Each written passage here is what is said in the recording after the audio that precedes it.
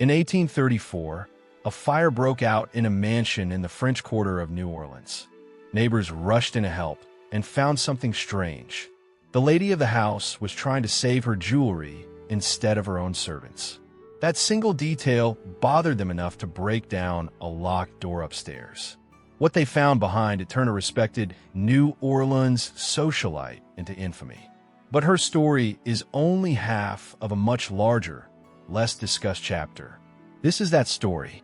To understand what happened in that attic, you have to understand the world before it. The antebellum era covers the decades between the War of 1812 and 1861.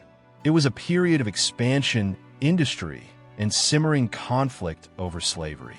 By the 1830s, Southern intellectuals had stopped apologizing for the institution.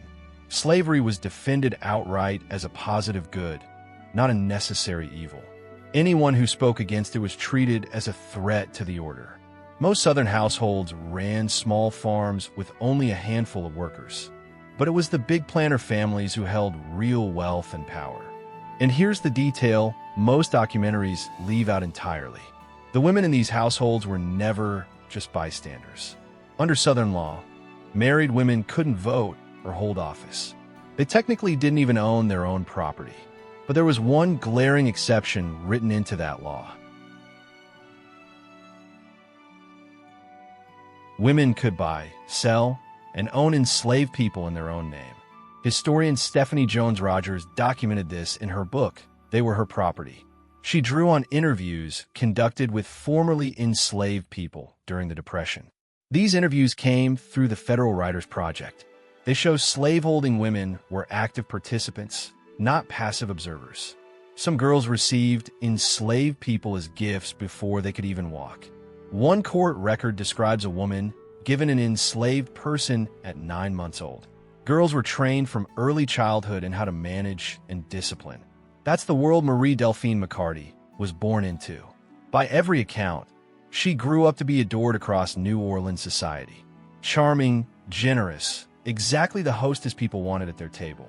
Which is why what investigators found in her attic made no sense. Not until you understand who she really was behind closed doors. Marie Delphine McCarty was born in Spanish-ruled New Orleans in 1787. She came from one of the city's most connected Creole families. Her uncle by marriage had served as governor of Spanish Louisiana. Her cousin would later become mayor of New Orleans itself. She married 3 times across her life. Her first husband, a Spanish officer, died young in Havana. Her third and final husband was a much younger physician, Louis LaLaurie. In 1831, the couple purchased a mansion at 1140 Royal Street. Like most wealthy families of the era, they kept enslaved people. Public accounts of how she treated them are genuinely mixed. It's worth being honest, because legend and fact blur here quickly. Some visitors described her as polite and attentive to their health. Court records show she formally freed at least 2 enslaved people. But other accounts describe those in her household as gaunt and unwell. The rumors grew persistent enough that a lawyer was sent to investigate. He reportedly found no evidence of wrongdoing at the time. Then came 1833. The best documented incident involves a 12-year-old enslaved girl named Leah. She was brushing Delphine's hair and pulled a little too hard. LaLaurie reportedly flew into a rage and grabbed a whip. Leah fell to her death, trying to escape across the roof. This part isn't rumor. It led to an actual legal investigation. Witnesses say they saw LaLaurie bury the girl's body herself. It was later recovered from a well on the property. LaLaurie was found guilty of illegal cruelty and fined $300. She was forced to forfeit 9 enslaved people from her household. Here's the detail that should stop you completely. Those 9 people were bought back through a relative acting as intermediary. They were returned to the very same house. For the next year, nothing more was publicly reported. Then, on April 10th, 1834, the mansion caught fire. What neighbors found in that locked upstairs room made her name infamous. But this is also where the historical record gets genuinely murky. And if we're telling this honestly, that distinction matters.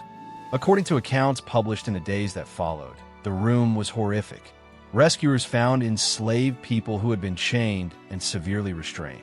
Newspaper reports described victims in cages, others bound to prevent movement. It's important to say this clearly and without exaggeration. Some of the most graphic details circulating today go far beyond verified fact. Elaborate claims about mutilation or exact survivor counts come from later folklore. These grew with every retelling across nearly 2 centuries. Historians note that verifying the exact scope is genuinely difficult today. So much of the record comes from newspapers competing for shock value.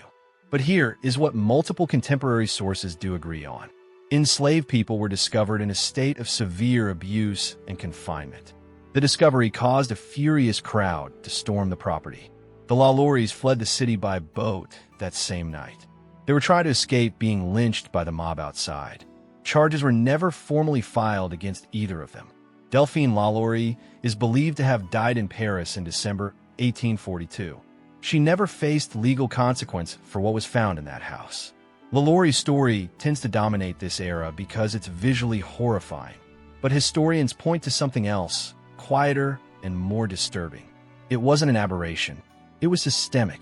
Slavery is usually discussed as control enforced entirely by white men.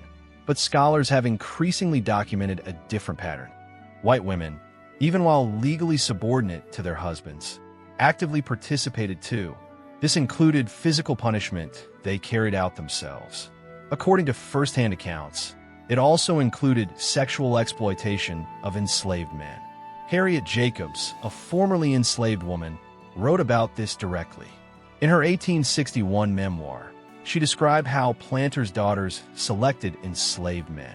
She noted they often chose the most vulnerable, making exposure less likely. Historians suggest some women used this position as their only outlet for control. Married women in the antebellum South couldn't travel without a male chaperone. Domestic abuse by husbands was widely tolerated as a man's right. None of that context excuses what was done to enslaved men, but it explains a dynamic historians only recently began seriously studying. The abuse of enslaved people wasn't only inflicted top-down by white men. In documented cases, it was also directed by the women beside them. 2 centuries later, the house at 1140 Royal Street is still standing. Tourists walk past it daily, mostly knowing only the ghost story version. But the fuller picture says something far more uncomfortable than any ghost story. Cruelty in the antebellum South wasn't confined to one kind of person.